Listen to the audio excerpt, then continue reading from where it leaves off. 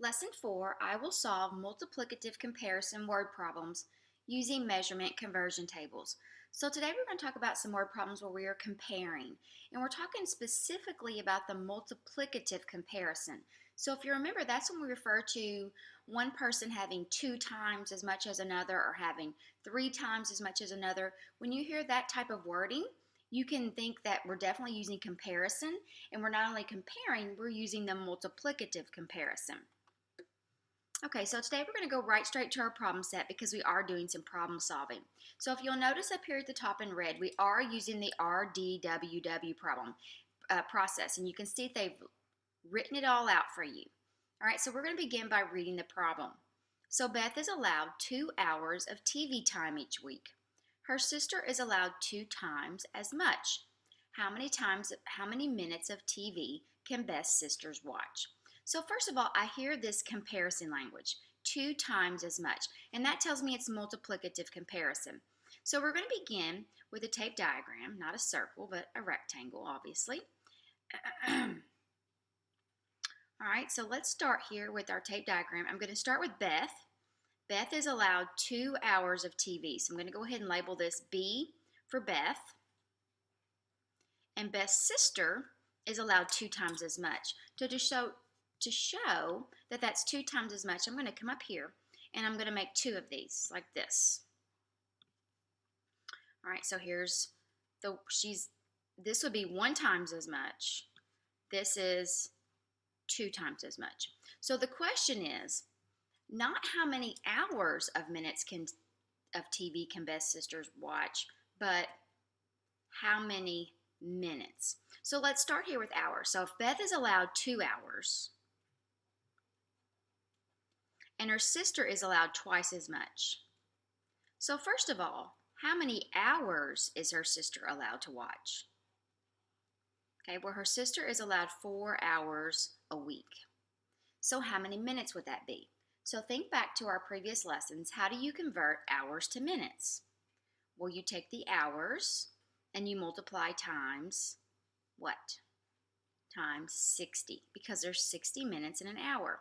So what would 4 times 60 be? I want you to go ahead and solve the rest of this problem, and I want you to finish this with the word sentence, and then we're going to come back and check together. Okay, so did you get 240 minutes? Well, that's what I got. I took 4 times 6 is 24, and I knew that this was a 10, so I made it 24 tens, which is 240 minutes. And then I just went ahead and wrote my sentence. Beth's sister can watch 240 minutes of TV. Okay, let's take a look at problem number 2. And these are just some examples of how they've solved the problem. All right, so let's look at problem 2. Clay weighs 9 times as much as his baby sister. Clay weighs 63 pounds. How much does his baby sister weigh in ounces? Okay, so let's start with, since his baby sister obviously weighs less, let's start with his baby sister. Okay, so here's the baby sister, and she weighs this much. We don't know how much that is. This is actually the question that we're trying to answer. But what we do know is that Clay weighs 9 times as much. So we're going to start with Clay here, and we are going to multiply, or we are going to clone the weight of his sister 9 times. Okay, so I'm just going to come up here, I'm going to say this is 1 times the amount of his sister, 2 times, 3 times, 4 times, 5 times, 6 times, 7, 8, and lastly 9. Okay, so we don't know how much the sister weighs, but we do know that Clay weighs how much? 63 pounds, and this is the abbreviation for pounds. So if all 9 of these together equals 63, how much would one of these be? There's 9 of them. 1, 2, 3, 4, 5, 6, 7, 8, 9. So what happens if you take 63 and you put it into 9 equal groups? What is that? Well, that would be division, right? So let's divide. Let's take 63 pounds and let's divide it by 9. And this will tell us how many pounds Clay's sister weighs. What is 63 divided by 9?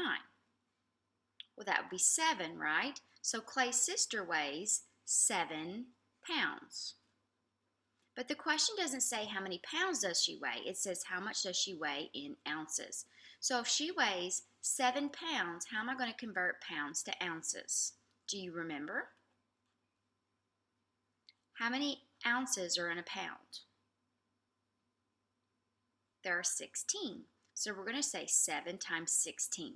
I want you to go ahead and solve the rest of this problem and then come back and we're going to check. Okay, so when I decided I was going to multiply 16 times 7, I decided to rewrite it this way because this would be easier for me. So I just used standard algorithm. 6 times 7 is 42, and then 1 times 7 plus 4 is 11. So Clay's sister weighs 112 ounces. All right, on to problem 3.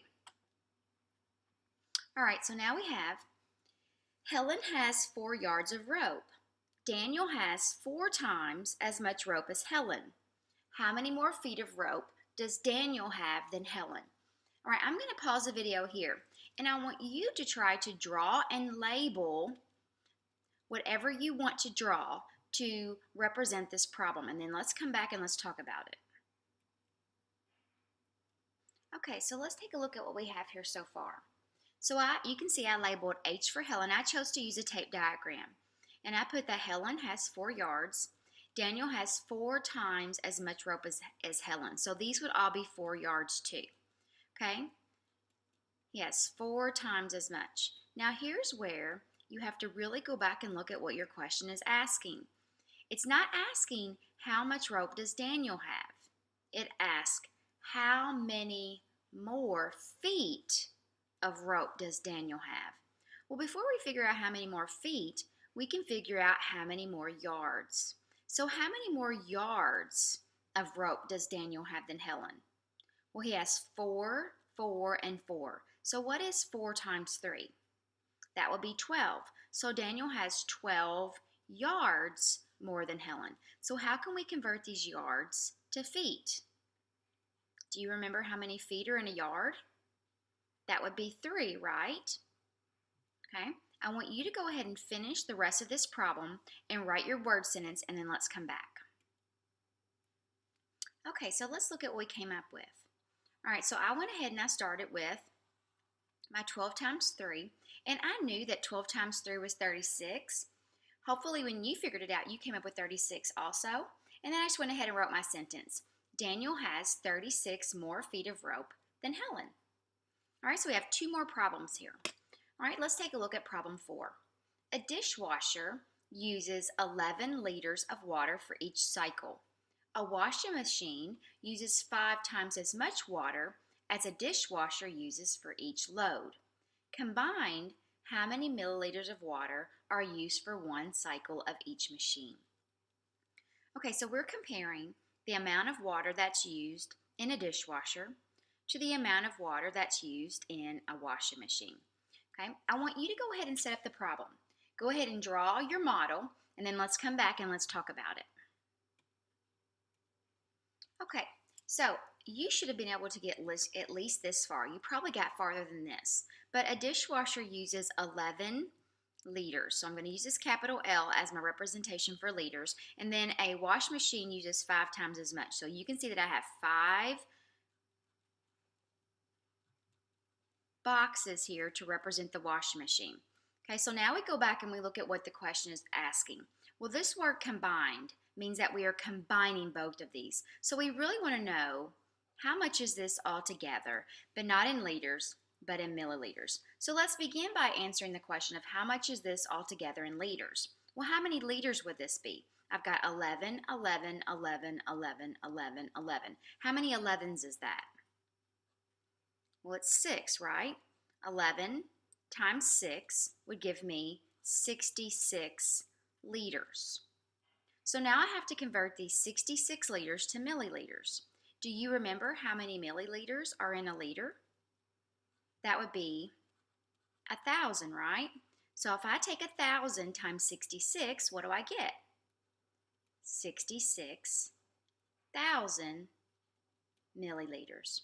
So how many milliliters of water are used for one cycle of each machine? So let's say combined,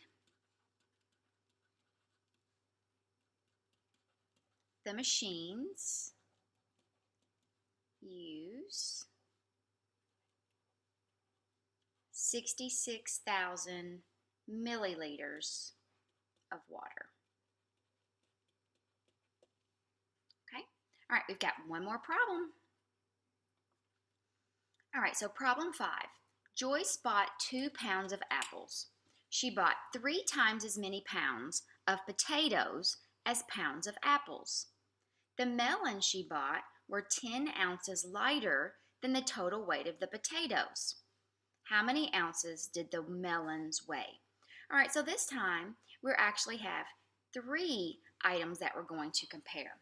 I want you to take a look and go back and reread that problem and see if you can set up the model, and then let's come back and talk about it.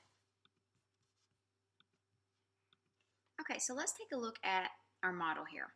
So you can see that I have 2 pounds for the apples, and then you can see 3 times as many pounds of potatoes, and then the melons were 10 ounces lighter. So I'm trying to figure out how many ounces did the melons weigh. So how am I going to figure this problem out? Well, I do know that the potatoes were 6 pounds, right? So could I solve for how many ounces this is? How many ounces are there in 6 pounds? What would I have to do to convert that? I would have to take 6 times 16. So let's go ahead and do that. 16 times 6, that would be 36. And then 6 times 1 plus 3 is 9. So this is 96 ounces. So if I know that this is 96 ounces, and I know that this is 10 ounces lighter, I should be able to solve for the melons. I want you to go ahead and finish this problem and write your word sentence. Okay, so how did you figure out how many ounces the melons were? Well, did you think to yourself that 10 ounces lighter means that I'm going to take away 10 ounces? If you did, you would get that the melons weighed 86 ounces. And then all you have to do is write the melons weigh 86 ounces.